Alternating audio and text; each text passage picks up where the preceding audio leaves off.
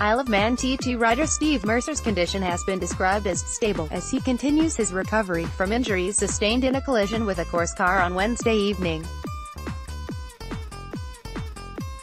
Following the tragic that claimed the life of Manx rider Dan Neen during Wednesday evening's practice sessions, Jackson Racing's Mercer collided with a course car on its way to the scene of the Crouchtown incident while he made his way back to the paddock. Mercer was taken to Nobles Hospital on the island before being transferred to a hospital in Liverpool, where he underwent surgery on his leg and pelvis. His wife Caroline revealed in a statement on Thursday that Mercer has suffered a broken heel, T12 vertebra, a fracture to his larynx, as well as neck damage, and was unable to breathe unaided.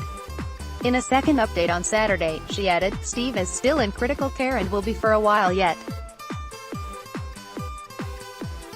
He's still unable to fully breathe for himself, however the doctors, are hopeful he may be able to try soon." On Sunday, a brief statement from TT organizers, the ACU, said Mercer is now stable in hospital in Liverpool and is receiving ongoing assessment. Mercer had announced his retirement from racing following a crash at the TT last year, but was back in action in 2018 testing with the official Honda team in the event. Ian Hutchinson was unable to compete through injury.